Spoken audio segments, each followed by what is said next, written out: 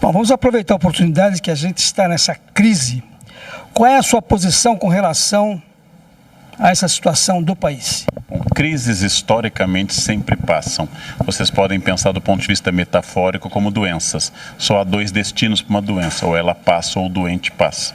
Nos dois casos, ela não é permanente. Então, nós temos a chance de estar vivendo a superação, o início da superação da crise econômica. Teremos agitações políticas mais ou menos intensas pelos próximos anos, mas a pergunta é se você que me escuta, se você que me vê, não saiu para trabalhar normalmente, não cumpriu sua agenda de compromissos, não continuou estudando apesar de toda a crise.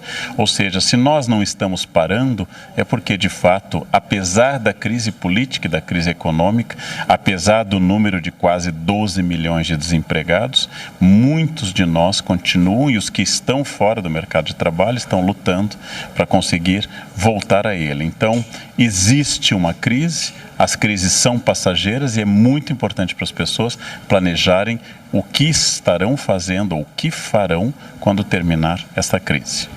Bom, dentro dessa pauta, você acredita que o governo PT usou a máquina para se beneficiar ou beneficiar-se durante esse período de 12 para 14 anos para perpetuar? Acredito que o governo do PT fez isso, o governo de Temer faz isso, Fernando Henrique Cardoso fez isso. Antes dele, acredito que os presidentes todos, desde Deodoro, antes dele Dom Pedro II, acredito que todos os governantes do país, desde Tomé de Souza em 1549, todos eles subiram ao poder para usar a máquina a favor de algum projeto. A corrupção, o nepotismo, o uso da máquina iguala os presidentes do Brasil todos, sem exceção, desde o início da República e desde o início da colônia.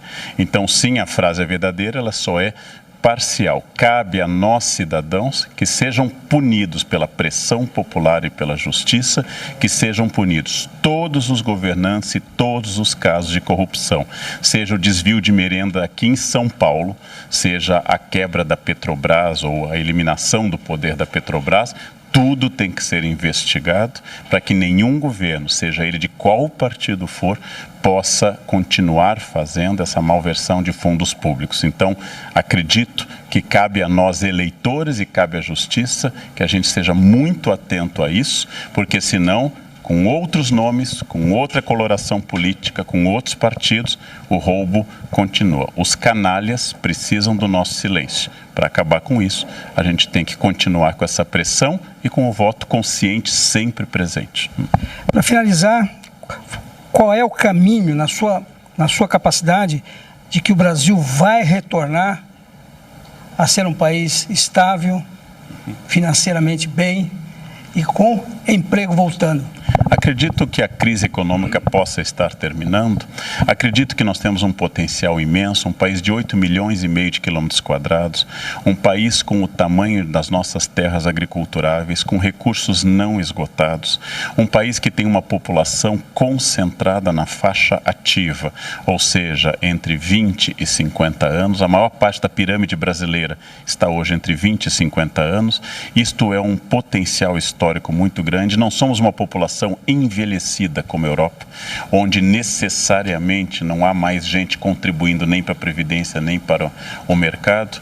Um país que tem divisões, mas não tem o tipo de fundamentalismo religioso que existe, por exemplo, em algumas áreas do Oriente Médio. Este país tem um grande potencial de crescimento. Acho que nós temos que passar essa turbulência política que talvez nos traga consciência, nos traga um voto mais consciente. Acho que o que vem pela frente pode ser muito melhor do que o que estava. Não acho que nós vamos atingir, como nenhuma sociedade humana atinge, o paraíso. Mas, como diz o João Coutinho, não chegaremos ao paraíso, mas temos que lutar para não descer ao inferno.